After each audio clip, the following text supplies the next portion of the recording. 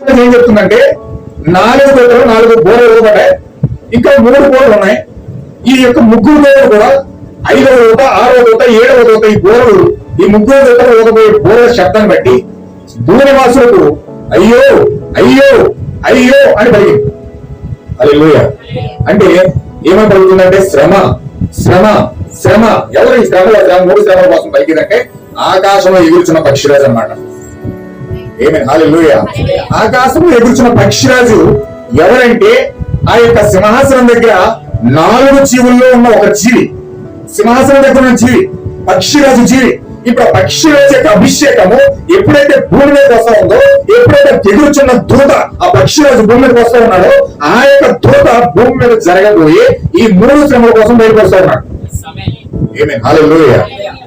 ఇప్పుడు ఈ యొక్క దూతలు ఆ యొక్క పక్షిరాజు ఆ యొక్క స్వరం ఏం చేస్తుందంటే శ్రమల కోసం బయటపరుస్తూ ఉంది.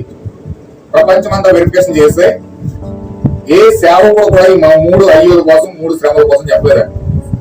మొట్టమొదటిగా 1933లో ఆ 3 శ్రమలు ఏంటని దర్శనాలు చూసి 7 దర్శనాలు చూసి ప్రపంచానికి తెలియజేసిన వ్యక్తి విలియం మ్యారియన్ బ్రహ్మ్ అయి ఉన్నాడు. హల్లెలూయా.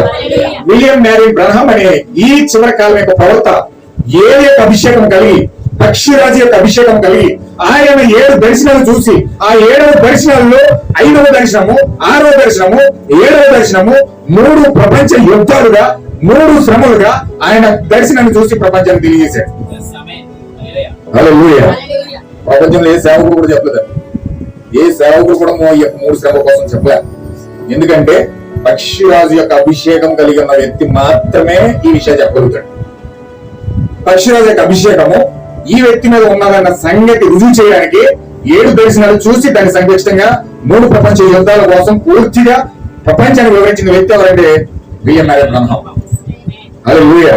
ఇప్పుడు ఆయన ఏం చేశాడంటే ఆ యొక్క ప్రపంచ యుద్ధాల గురించి చెప్పి 7 దర్శనాల కోసం చెప్పి ఇప్పుడు ఆ యొక్క పక్షిరాజు యొక్క అభిషేకం కలిగి నేను భూమి మీదకి వచ్చానన్న సంగతి ప్రజలకు ఇండైరెక్ట్ గా తెలియజేశాడు.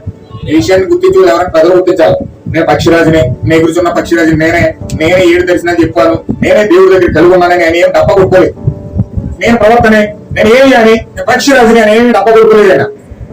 ఆయన చెప్పింది ఎవరంటే ప్రజలు చూసి ఇది పక్షిరాజు యొక్క అభిషేకము. దేవుడు ఈ కాలంలో ఆ 7 దర్శనాలు చూసి 3 శ్రమల కోసము ప్రపంచంలో ఎప్పుడైతే భూమి మీదకి వచ్చేది చెప్పాడో పక్షిరాజు యొక్క అభిషేకం ఈయన ఉందని సంఘం గుర్తించింది. హల్లెలూయా. ఇంకొక విషయం క్లియర్గా చెప్తాను. ఇప్పుడు పక్షిరాజు యొక్క అభిషేకం కింద ఉండి సింహాసనం దగ్గర ఉన్న 4